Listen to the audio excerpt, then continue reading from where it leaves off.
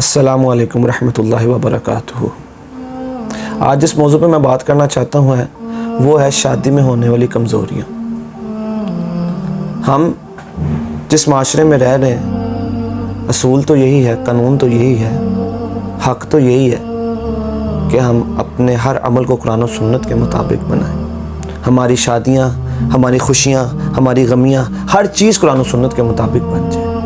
हमारी यही तरफ होनी चाहिए और हमारी यही कोशिश होनी चाहिए। अब आजकल जो शादियाँ होती हैं वो क्या हमारी कुरान और सुन्नत के मुताबिक हैं?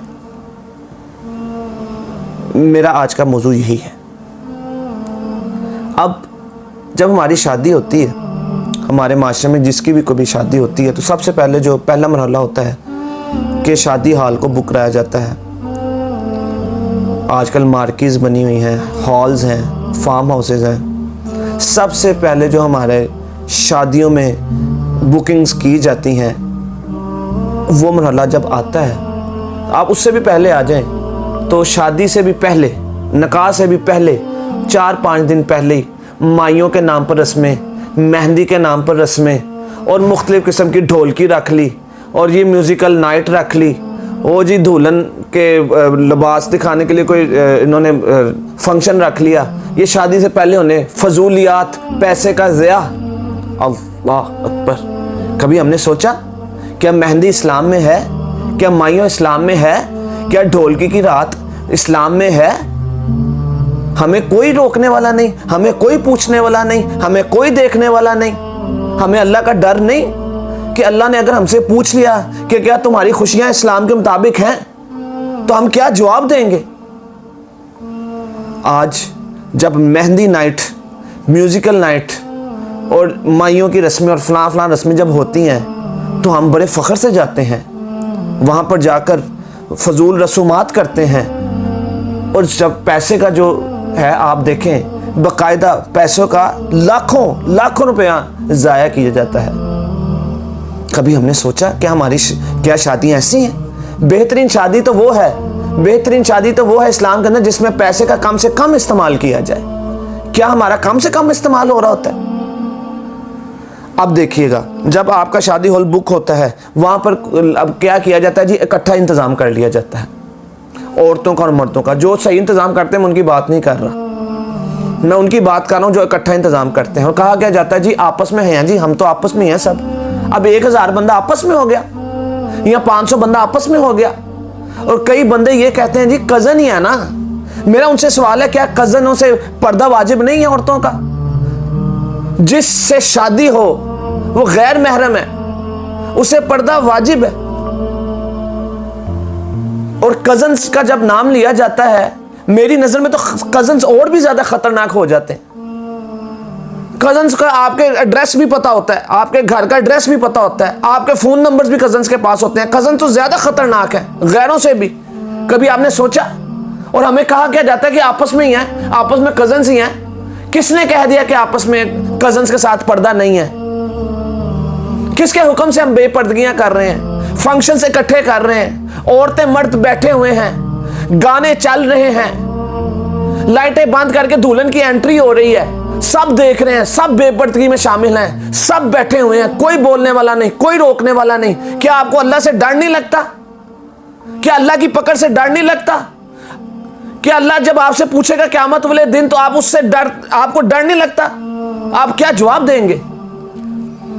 उसके बाद जब म्यूजिक चल रहा है, मर्द भी बैठे हैं, औरतें भी बैठी हैं, बेपर्दगी अरूज पर है, म्यूजिक चल रहा है, बंद लाइटें करके जब एंट्री हो रही है, फिर कुरान मजीद को ऊपर रखकर तो उसके बाद जाकर अलमारी में रखते। क्या कुरान मजीद इसलिए है कि आप उसको दुल्हन के सर पर रखें, जाकर अलमारी में रख दें, उसको पढ़ना नहीं?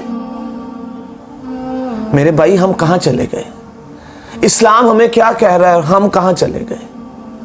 हम कहाँ चले गए? अब ये शादी में होने वाली कमजोरियों की बात चल रही है। अब जब शादी का कार्ड लोगों को दिया जाता है, वहाँ पर लड़ाइयाँ शुरू हो जाती हैं। आप भी देखते हैं, मैं भी देखता हूँ जी, मेरा नाम सबसे ऊपर क्यों नहीं लिखा जी, मेरे नाम के साथ चौधरी क्यों नहीं लिखा, क्यों मेरे नाम के साथ हाजी क्यों नहीं लिखा? इस बात से नाराज़गियाँ पैदा हो जाती हैं। भाई फलां जगह पे तूने मुझे प्रोटोकॉल नहीं दिया। अब शादी में बंदा बेचारा क्या करे? उसने 1000 बंदे को देखना है, उसको खाने की भी टेंशन है, उसको मेहमानों को बैठाने की भी टेंशन है, उसको दूसरे मामलात की भी टेंशन है। दरमियान में ऐसा हो जाता है वो 30, 40, 50 बंदों को सही प्रोटोकॉल नहीं दे सकता। अब वो 40, 50 बंदे उससे नाराज हो जाते, और तूने तो हमें देखा ही नहीं, तूने तो हमारे साथ मूवी नहीं बनाई, तूने तो हमारे साथ तस्वीरें नहीं बनाई, और तूने तो हमें स्टेज में नहीं बिठाया, तूने फलां को स्टेज में बिठाया, तूने फलां के साथ मूवी बनाई, तूने फलां के साथ तस्वीरें बनाई, तूने फलां के साथ बैठ के खाना खाया, तूने फलां को खाने का पूछा, तूने हमें खाने का भी नहीं पूछा, तूने हमसे मूवी का भी नहीं पूछा, तूने हमसे तस्वीरों का भी नहीं पूछा। फलां फलां, क्या आपके फंक्शन में बातें नहीं होती? क्या आपके रिश्तेदारों में बातें नहीं होती? ये वही बातें मैं आपको बता रहा हूं जो मैंने खुद देखी हैं। ये है हमारी होने वाली कमजोरियां, शादी में होने वाली कमजोरियां। यहां पर अभी मौलाना साहब, आलम दीन साहब जब अरबी पढ़ते हैं, दुआएं देते हैं, और दुआ खत्म होने की देर होती है, साथ ही ऊंची आवाज में म्यूजिक लग जाता है। अल्लाह से डर नहीं लगता आपको? ये आप दीन का मजाक उड़ा रहे हैं। अल्लाह से डर जाए, अल्लाह से डर जाए। अब आप देखिएगा, जब आपने इकट्ठा इंतजाम कर लिया, ये भी आप बेपर्दगी के रूज पर है, अल्लाह की नाफरमानी के रूज पर है, इस बात पर अल्लाह से आप डर जाएं। फंक्शन को इस तरह करें कि औरतों का रास्ता भी अलग हो, औरतों का इंतजाम भी अलग हो, मर्दों का रास्ता भी अलग हो, मर्दों का इंतजाम भी अलग हो, उनके वेटर्स भी मर्दाना मर्द के, और जो आपकी औरतें हैं उनके जो वेटर हैं वो भी औरतें हों। फिर आप इस तरह का फंक्शन करें, चाहे जितना मर्जी बड़ा करें। इसके बाद क्या होता है, हम अल्लाह की नाफरमानी का मुर्तकिब हो जाते हैं।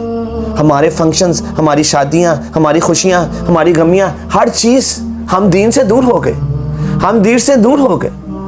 हमारे बड़े उन फंक्शंस में बैठकर, उन म्यूजिक के अंदर बैठकर कोई बोलता नहीं है, कोई नहीं कहता कि ये ना करो, इस डर से कि अगर कोई किसी को बुरा भी लग रहा है और वो कह भी देता है तो उसका क्या हाल किया जाता है आपको नहीं पता। कोई कह दे कि म्यूजिक बंद करो, या कोई कह दे कि ये इंतजाम अलग अलग करो, तो उसका क्या हाल किया जाता है आपको भी पता और मुझे भी पता है। मैंने ऐसे ऐसे अल्फाज सुने हैं। एक आलिम दीन कहते हैं कि मैंने उनसे कहा मैं निकाह पढ़ाने तब आऊँगा जब आप अपना जो फंक्शन है वो अलग-अलग करें, मर्द अलग और औरतें अलग बैठें। तो उनको क्या जवाब दिया गया कि आप निकाह पढ़ाने ना आइएगा, हम अलग अलग इंतज़ाम नहीं कर सकते। अल्लाह को क्या जवाब दोगे? अल्लाह को क्या जवाब दोगे? तुम्हें अल्लाह से डर नहीं लगता ये बातें करते हुए? ये जवाब दिया जाता है। अपनी गलती पर तकब्बुर और आप जिद में अड़ जाते हैं कि हम अपना ये गलत काम करेंगे, आपने नहीं आया तो ना हमने कहा किसी और से पढ़ा लेंगे। अल्लाह अकबर। और जो बेचारा बोल पड़े बेपर्दगी के खिलाफ, म्यूजिक के खिलाफ, तो उसका क्या हाल किया जाता है। मेरे भाइयों, मेरी कोशिश यही थी मैं अपनी वीडियो में, और फिर ये जो पैसे का ज़िया करते हैं, और फिर शादी में होने वाली कमजोरियां सबसे बड़ी हैं कि मर्द को कहा जाता है कि तू 25-30 लाख जब तक नहीं ना कमाएगा तेरी शादी नहीं करेंगे। वो बेचारा 25-30 लाख कमाने में वो उसकी 30-35-40 साल उम्र गुजर जाती है, घर बना, ये कर, और उसके लिए शादी को मुश्किल कर दिया जाता है। जबकि जना इतना आसान हो गया कि रोज़ फ्री में हो रहा होता है। उस मर्द को टारगेट ये दे दिया जाता है कि तू 35-40 लाख कमा, फिर तेरी शादी होगी, फिर तेरा निकाह करेंगे, पहले घर बना फिर तेरा निकाह करेंगे। वो वालिदैन उसको टारगेट ही ऐसा दे देते हैं, घर वाले उसको टारगेट ही ऐसा दे देते हैं, बेचारा वो 35-40 साल इस मामले में चलता रहता है। और उसके बाद क्या होता है, वो अब 35-40 साल क्या करेगा? माशरे में जना का जो वजह यही है कि शादियां लेट हो रही हैं, क्योंकि हम अपने लड़कों को ये टारगेट दे देते कि पैसे इकट्ठे करो। हमने शादी को मुश्किल कर दिया और जना को आसान कर दिया। अल्लाह अकबर। मेरे भाइयों, मैं अपनी वीडियो में यही पैगाम देना चाहता था। ये हमारे माशरे में होने वाली शादियों की कमज़ोरियां हैं। आप शादी करें, मस्जिद में निकाह करें, कोशिश करें मस्जिद से ही आपकी रुखसती हो। और अगर आपने वलीमे का जो फंक्शन करना है, आप उसको इस अंदाज से करें कि औरतें अलग हों, मर्द अलग हों। फिर आप चाहे जितने मर्जी बंदों को खाना खिलाएं। अल्लाह का वास्ता, अल्लाह से डर जाएं, अल्लाह से डर जाएं, अल्लाह से डर जाएं। अल्लाह ताला हमारा हर अमल कुरान और सुन्नत के मुताबिक बना दे। सुबहान रब्बिका रब्बिल इज़्ज़ति अम्मा यसिफून व सलामुन अलल मुरसलीन वल्हम्दुलिल्लाहि रब्बिल आलमीन।